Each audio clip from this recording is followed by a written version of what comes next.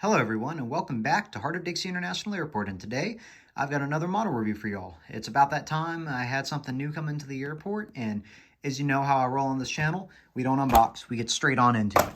So here we are with the Breeze ERJ-195, and I'm going to go ahead and just prop the camera up so I can get this going a little bit easier with my makeshift stand over here. So this is it. This is one I have been waiting to get for a while. It is an awesome aircraft, and it comes to Alabama, at least up in Huntsville, and it goes to New Orleans, but it appears they've been doing some test flights at Birmingham Shuttlesworth, so I'm interested to see how that goes. But this was the highly anticipated model. As y'all know, I haven't been as big on different airlines. I stick to kind of American domestic and some international, so as you've seen, Southwest, Delta, American, big presences at the airport, just a few international here and there, but no other low-cost carriers, and I figured something that wasn't the typical Boeing or Airbus would be nice to have, and so here we are. And overall, this is another Gemini model. I just wanted to see how it would look, because not just myself, but some others have noted Gemini for their perceived lack of quality lately, which I have agreed to a high extent, but I wanted to see how this one was, so here we are.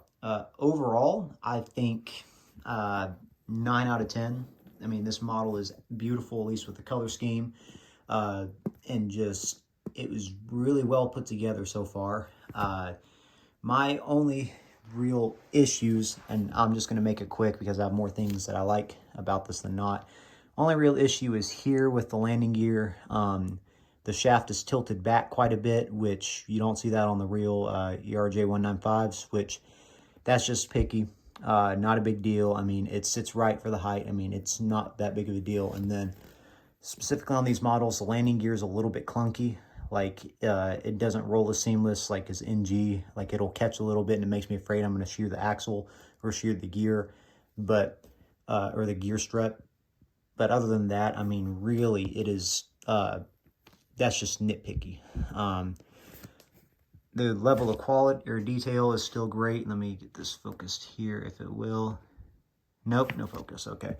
Well, the engines are still very detailed for how small it really is, and the colors really pop out as kind of a metallic, and pretty well matched to the real one. Detailing is great on it. The antenna on the bottom, this is extremely hard to work with here. I mean, it's just honestly amazing they can still do that kind of stuff. The bottom panel detailing is great. Very, very little paint defects for something this small. I noticed a little patch of paint missing on the Breeze logo, and it's so small I really could not care. Again, just nitpicky stuff, but overall, really enjoy this. Would highly recommend getting it if you like Breeze.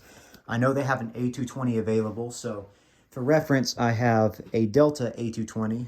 I believe I keep getting it mixed up, but this one is a -200, and this is how it looks in comparison to it. I mean, it is just tiny, like width-wise for the fuselage. I mean, it is absolutely tiny compared to the A220.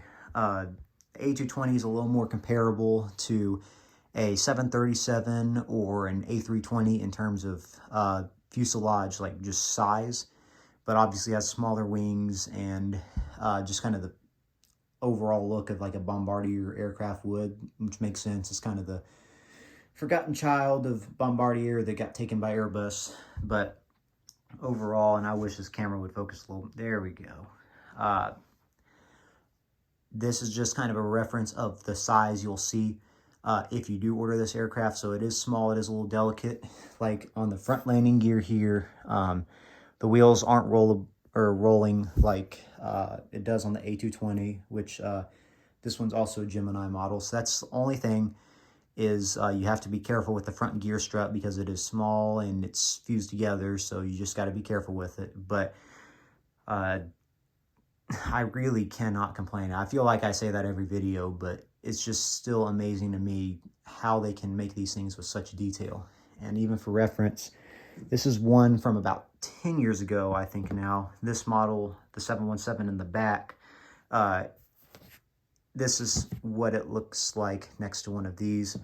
Again, 717 cabin, typical, closer to an MD 90, DC-9, MD-80 series. Just closer to a, like, general narrow body you'd be on nowadays, and not a very small narrow body like the Breeze aircraft. I mean, it's just